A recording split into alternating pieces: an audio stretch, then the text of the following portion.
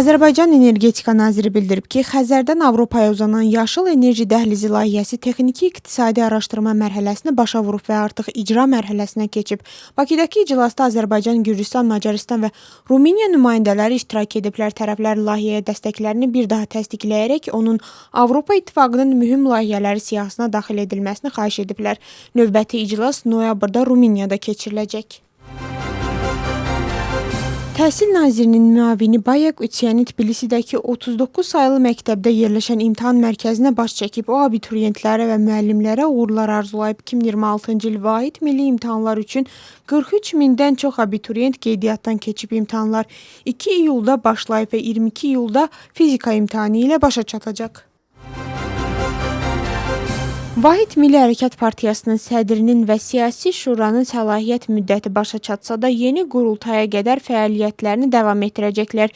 İyulun sonunda keçirilməsi planlaşdırılan qurultayda müvəqqəti idarə etmə orqanı və İslahatlar Şurası seçiləcək. Keçmiş prezident Mikhail Saakashvili partiyada İslahatçılar Şurasının yaradılmasını təklif edib və ona rəhbərlik etməyə hazır olduğunu bildirib.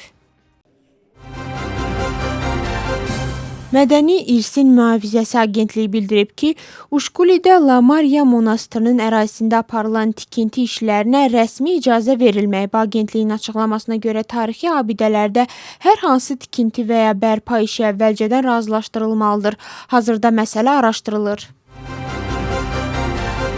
ABŞ İrana növbəti hava zərbələrini endirib. ABŞ Mərkəzi Komandanlığının məlumatına görə təxminən 90 hərbi hədəf vurulub. Hədəfləri arasında hava hücumundan müdafiə sistemləri, raket və dron anbaları, həmçinin hərbi logistik obyektləri olub. İran isə cavab olaraq Küveyt və Bəhreyndəki ABŞ hərbi bazalarına zərbələr endirdiyini açıqlayıb. Vladimir Putin Rusiyanın enerji sisteminin dünyanın ən dayanıqlı sistemlərindən biri olduğunu bildirib. Buna baxmayaraq ölkədə yanacaq çatışmazlığı narahatlıq yaradır. Hökumət 8-31 iyul tarixlərində dizel ixracını dayandırıb və iyul ayında yanacaq idxalına başlayacağını açıqlayıb. Yanacaq böhranı may ayından etibarən Ukraynanın neft emalı zavodlarına hücumlarından sonra daha da kəskinləşib.